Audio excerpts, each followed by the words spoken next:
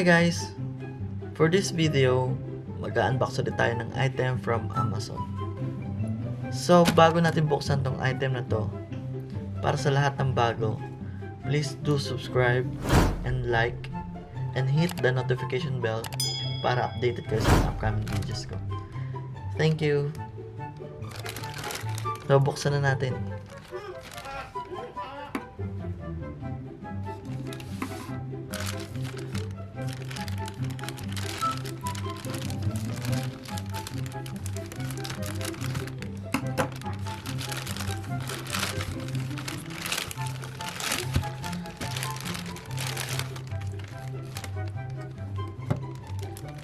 HUD car easy to install.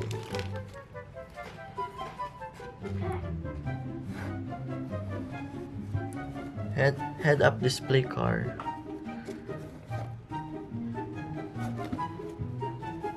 Ito yung binili ko sa Amazon, head-up display car.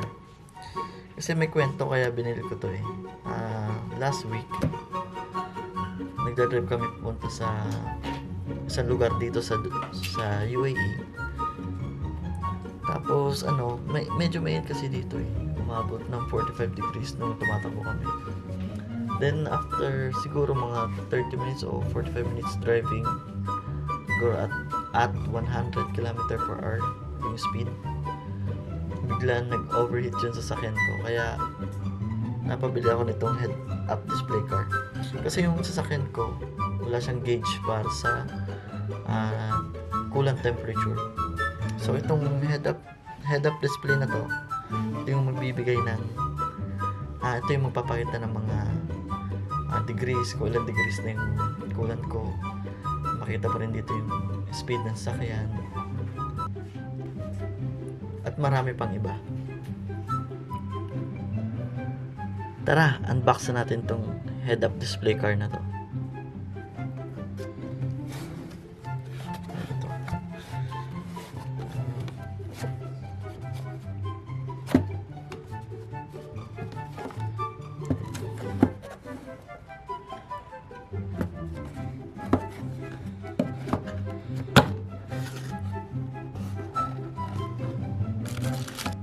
USB cable.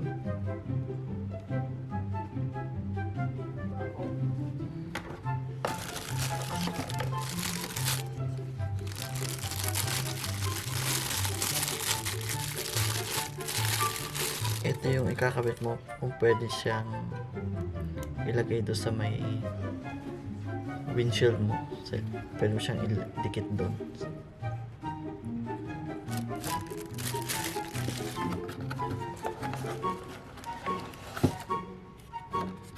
Then, ito na yung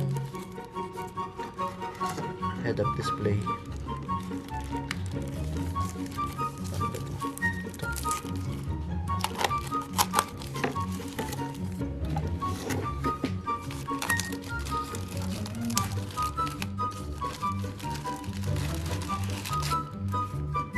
Meron siyang double-sided tape.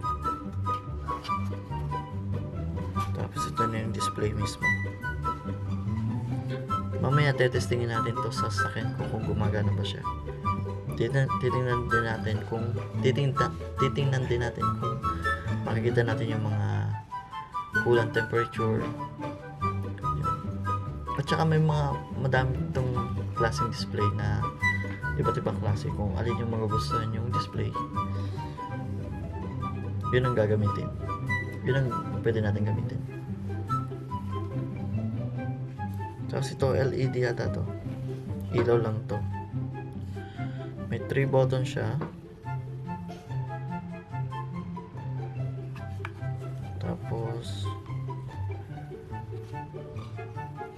dito yata yung input. Kung saan ilalagay niyo yung OBD2.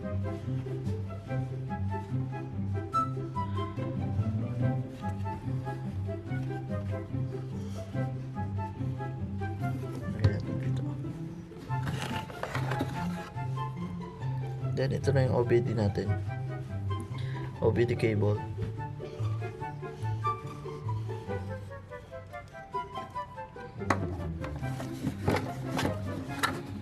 Ito may extra may extra double-sided.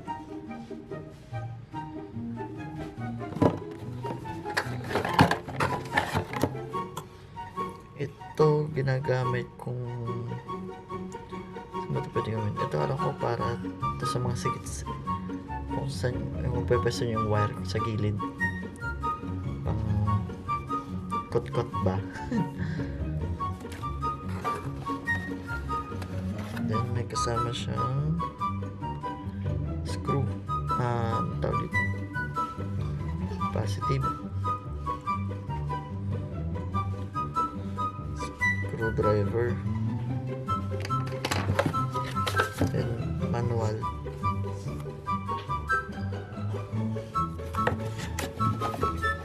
Wala na. So ngayon, tetestingin na natin siya sa baba, sa sasakyan ko, kung gumagana ba talaga siya. So ang una natin gagawin ngayon is kunin natin yung OBD2 cable.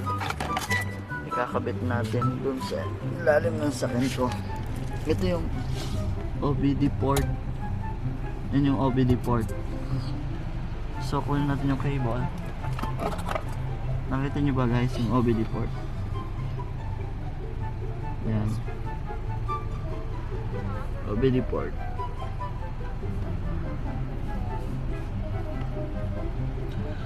Kakabit natin dyan yung OBD2 cable papunta dun sa display natin, overhead display.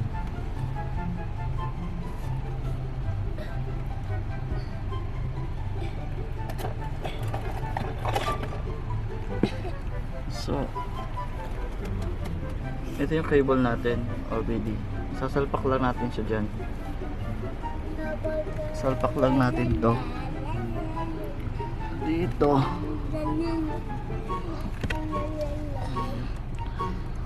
Papunta dun sa, I guess. Okay, is na siguro yan. Yan, nakakabit na siya.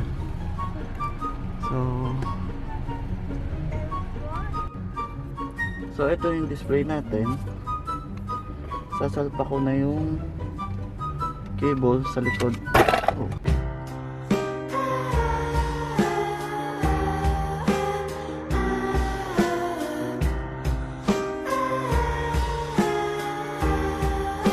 Sa likod. Sa likod.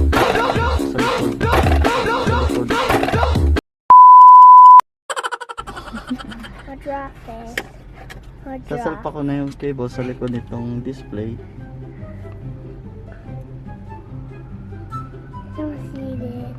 Tingnan natin kung gumagana talaga. Ayun, gumana siya. Ang nakalagay, language.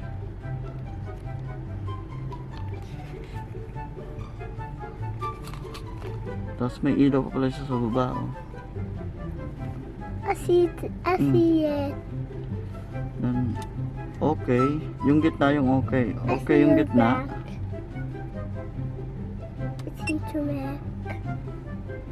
Select OBD. OBD.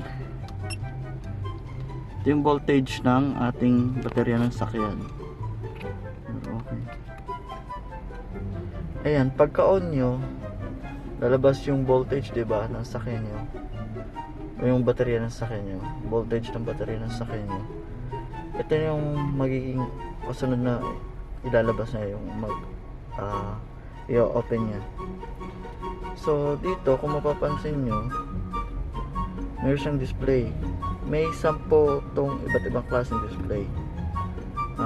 Yung middle na button, ito, ano ba kasi yung middle na button, yun yung pangpalit ng display. Try natin, bilangin natin kung yung display meron siya.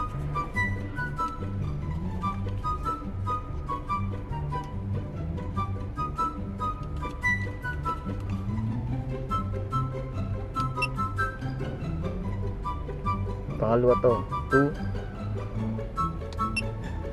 3, 4, 5, 6, 7, 8, 8, 9, 10. Ito yung 10. Tapos ito na yung una ulit na default. So itong mga nakikita nyo dito na nakalagay is, yung una is ano ba to? Distance ba to yung DIS? Direction. Travel distance yung DIS. Yung ECT is engine water temperature. Yung VLT is voltage ng sakyan. Tapos ito may oras siya, 8:30 AM. Iseset natin yung mamaya. So pwede natin siya baguhin. Itong ECT, yung unang buton is ito.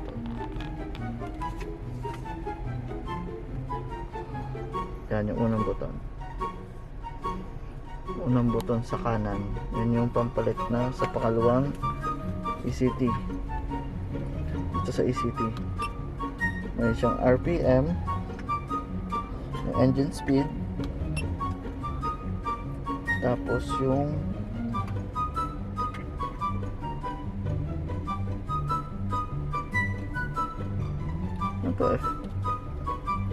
FUE, fuel consumption siguro to. 35 by map. Intake pressure, yung MAP pala is intake pressure. OIT is oil temperature.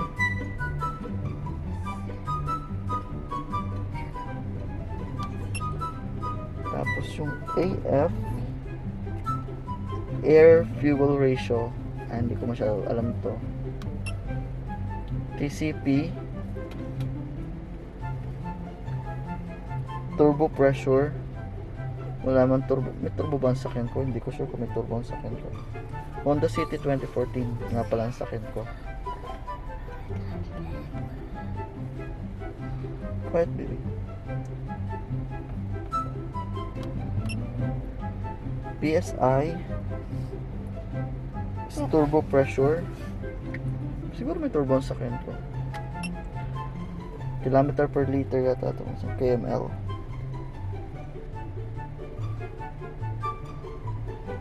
Yan, kilometer per liter. CVT.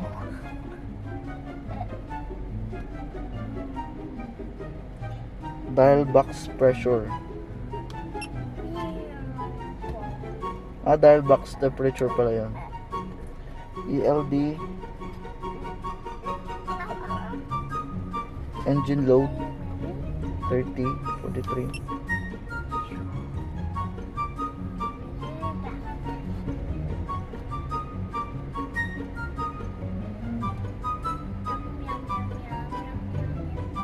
Yung IAT is intake air temperature. TPS,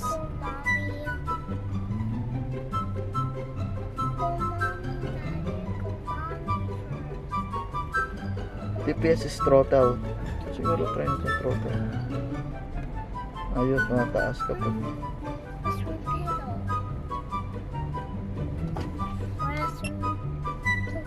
ito oras, 2 minutes. Travel time. MIN is travel time. Distance, travel distance yung DIT. DIS pala.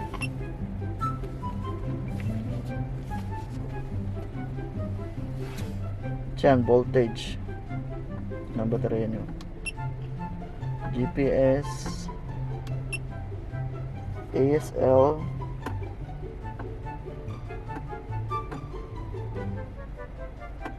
altitude. Direction is north. Yan, balik tayo sa ECT 91 degrees. Para pumunta pala sa settings ng display na to, pipindutin niyo yung left button at saka yung middle button. sabay, mga 1 second na hold. Try natin na, hindi ko makawa ng ayos. 1 second na hold. Ayan, makita nyo yung settings dyan. Pindutin nyo lang yung settings button, then okay. Makita nyo dyan, language set, sound switch, speed alarm. Ang speed alarm ko is 150 km/h. Okay na yan. Pwede yung baguhin yan. Yung baguhin na 149. So pwede ko set naman siya ng 120. Set natin 120.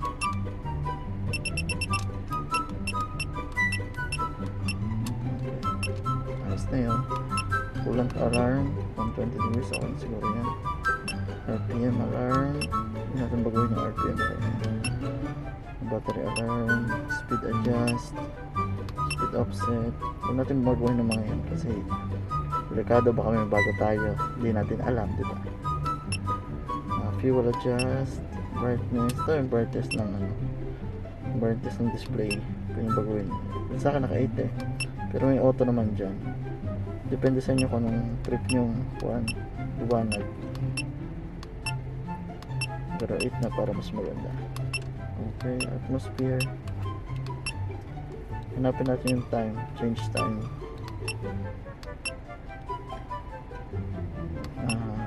Yung time adjust. Baguhin natin. So 8:25 ngayon. Ang oras natin ay 12:35 na. So iset na ito is 12:35. 12:35.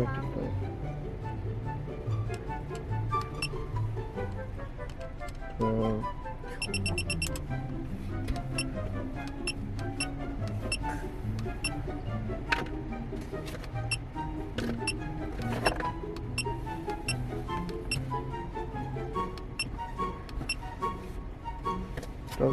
Siguro pwede to kasi plus 10 minutes tayo. Gawin natin 12:26. Okay na siguro. 12. Okay na to. Ayan, tapos return lang tayo. Makikita natin nagbago na yung oras ito. Ayan, 12:26 PM na siya. So, ano pa pwede natin baguhin dito? Siguro wala na naman akong pwedeng baguhin dito. Ang gusto ko lang naman kasi makita yung gauge ng temperature ng sasakyan ko kasi sobrang init dito, hindi mo alam, posible mag-overheat yung sasakyan mo. Kailangan talaga monitor natin yun. So guys, thank you for watching. So please subscribe and like this video kung nagustuhan nyo. So hanggang dito lang guys. Hindi ko siya matesting habang tumatakbo kasi wala akong taga-camera. Baka mamaya mahuli ako dito ng pulis sa Dubai. Medyo mahigpit dito yung law ng traffic rules dito. Mahirap. Kaya hanggang dito na lang siguro. Siguro magagawa lang ng video next time na makikita nyo yung gumagalaw yung ECT or yung yung water temperature natin or itong mga to gumagana, pero gumagana siya sa RPM. Ito yung gumagana. So that's it for today's video guys. Maraming salamat sa panonood. Please hit like and subscribe to my channel kung nagustuhan yung video na to. Maraming salamat.